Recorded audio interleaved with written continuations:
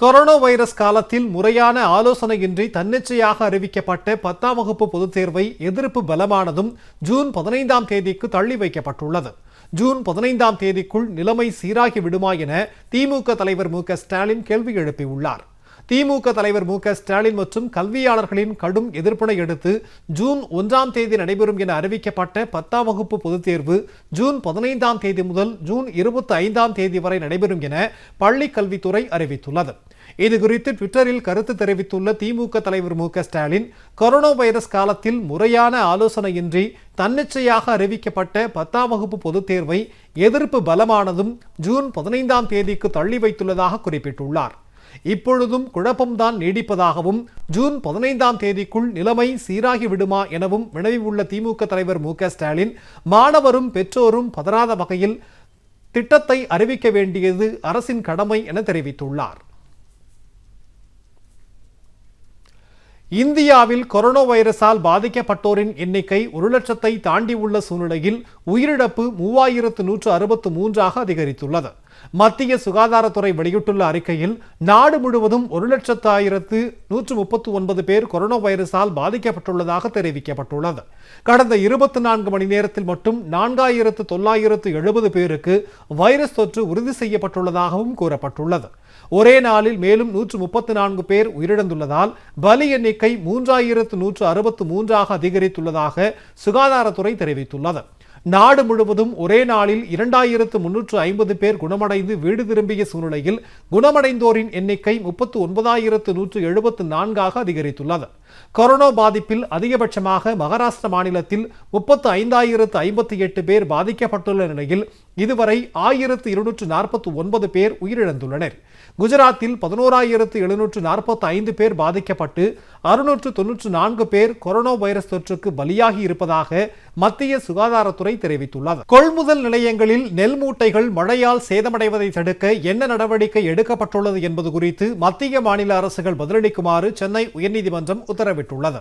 தமிழக அரசின் நேரடி நெல் கொள்முதல் நிலையங்களில் பல கோடி ரூபாய் மதிப்பு கொண்ட நெல் மூட்டைகள் அண்மையில் மழையில் நனைந்து சேதமடைந்தன.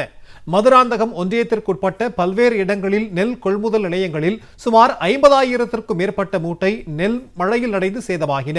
குறிப்பாக அரசு கொள்முதல் செய்த நெல் மூட்டைகள் உரிய பாதுகாப்பு இல்லாமல் வெட்ட வெளியில் மழையில் முழுவதும் நனைந்து சேதமடைந்தது குறித்தான நாளிதழ் ஒன்றில் வெளியான செய்தியை தாமாக முன்வந்து சென்னை உயர்நீதிமன்றம் பொதுநல வழக்காக எடுத்துக் கொண்டுள்ளது.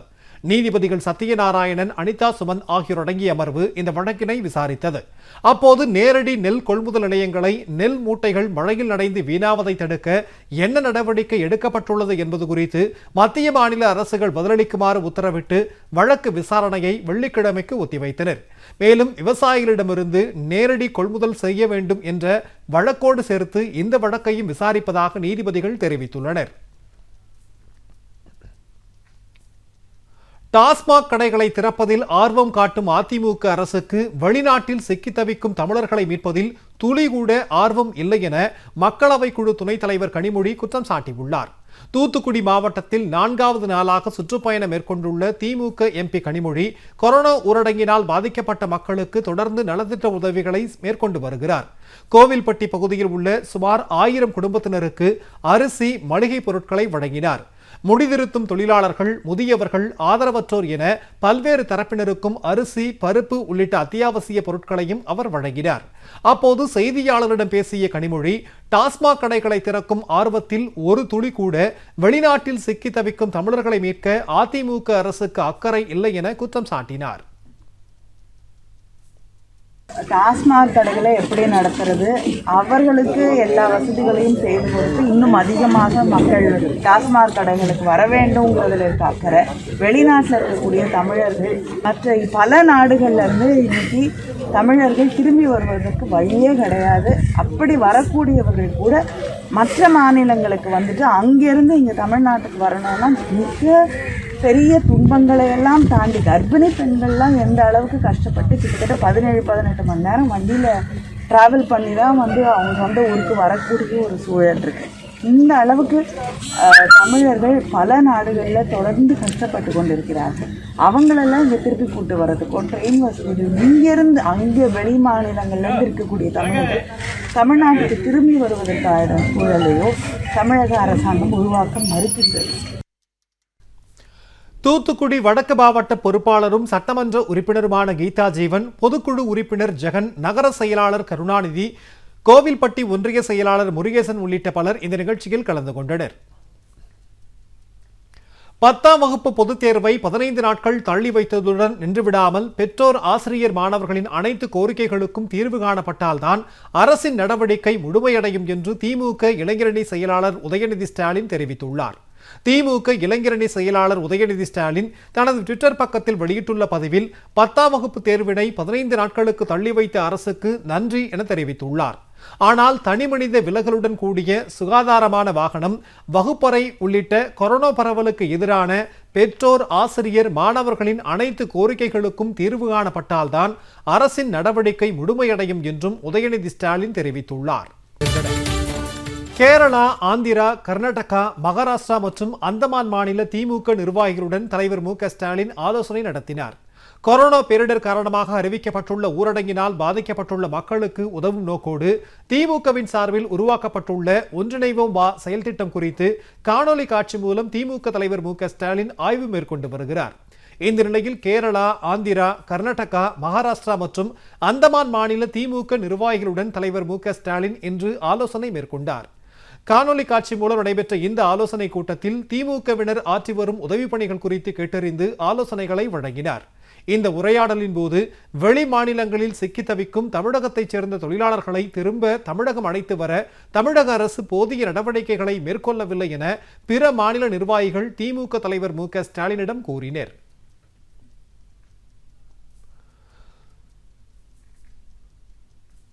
ஒன்றிணைவோம் வா திட்டத்தில் ஒன்றான ஏழைகளுக்கு உணவளிக்கும் திட்டத்தின் கீழ் 36 நகரங்களில் 28 லட்சம் பேருக்கு உணவு அளிக்கப்பட்டுள்ளது. இந்த திட்டத்தில் பணியாற்றும் திமுக நிர்வாகிகள் மற்றும் தன்னார்வலர்களுடன் திமுக தலைவர் மு.க. ஸ்டாலின் இன்று பிற்பகல் காணொலி காட்சி மூலம் ஆலோசனை நடத்தினார். ஏழைகளுக்கு உணவளிக்கும் திட்டத்தில் பயனடைந்தவர்களும் இந்த ஆலோசனையில் பங்கேற்றனர். அப்போது ஏழைகளுக்கு உணவளிக்கும் திட்ட செயல்பாடுகள் குறித்து தலைவர் மு.க. ஸ்டாலின் கேட்டறிந்தார். வங்கக்கடலில் மையம் கொண்டுள்ள அம்பன் புயல் வலுவிழந்து வருவதாக சென்னை வானிலை ஆய்வு மையம் தெரிவித்துள்ளது. நாளை மாலை மேற்கு வங்கத்தில் புயல் கரையை கடக்கும் என்றும் தெரிவிக்கப்பட்டுள்ளது.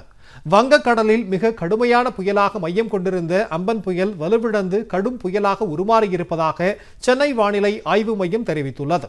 கொல்கத்தாவிற்கு தெற்கு தென்கிழக்கு திசையில் சுமார் 690 கிலோமீட்டர் தொலைவில் மையம் கொண்டுள்ள அம்பன் புயல் வடக்கு வடகிழக்கு திசையில் நகர்ந்து மேற்கு வங்க கடற்கரையை நாளை மாலையோ அல்லது இரவோ கரையை கடக்கும் என்றும் வானிலை ஆய்வு மையம் தெரிவித்துள்ளது. புயல் சின்னம் காரணமாக கடல் கொந்தளிப்புடன் காணப்படும் என்பதால் மீனவர்கள் தெற்கு வங்கக்கடல், மன்னார் வளைகுடா, குமரிக்கடல், லட்சத்தீவு, மாலத்தீவு, தென்கிழக்கு அரபிக்கடல் பகுதிகளுக்கு அடுத்த 24 மணி நேரத்திற்கு செல்ல வேண்டாம் என அறிவுறுத்தப்பட்டுள்ளனர். தமிழகத்தை பொறுத்தவரை வெப்பச்சலனம் காரணமாக கோயம்புத்தூர், நீலகிரி, திருப்பூர், தேனி, திண்டுக்கல், விருதுநகர், திருநெல்வேலி மற்றும் கன்னியாகுமரி ஆகிய மாவட்டங்களில் ஓரிரு இடங்களில் இடியுடன் கூடிய லேசானது முதல் மிதமான மழை பெய்ய வாய்ப்புள்ளதாக வானிலை ஆய்வு மையம் தெரிவித்துள்ளது. சென்னையை பொறுத்தவரை வானம் மேகமூட்டத்துடன் காணப்படும் என்றும் வானிலை ஆய்வு மையம் தெரிவித்துள்ளது. அம்பன் புயல் காரணமாக மரக்காணம் அருகே மீனவ கிராம பகுதிகளில் கடல் சீற்றம் ஏற்பட்டு வீடுகள் சேதமடைந்திருப்பது மீனவர்கள் மத்தியில் அச்சத்தை ஏற்படுத்தியுள்ளது. அம்பன் புயல் காரணமாக விழுப்புரம் மாவட்டத்தின் கடற்கரை பகுதிகளில் கடல் சீற்றத்துடன் காணப்படுகிறது. குறிப்பாக விழுப்புரம் மாவட்டம் மரக்காணம் அருகே பொம்மையார்பாளையம் பகுதியில் உள்ள கடற்கரை மீனவ கிராமங்களில் கடல் சீற்றம் ஏற்பட்டு வீடுகள் சேதமடைந்துள்ளன. கடல் நீர் ஊருக்குள் புகும் அபாயமும் இருப்பதால் மீனவர்கள் அச்சத்தில் ஆழ்ந்துள்ளனர். கடலரிப்பிலிருந்து வீடுகளை காப்பாற்ற தூண்டில் வளைவு அமைக்க வேண்டும் என மீனவர்கள் கோரிக்கை விடுத்துள்ளனர்.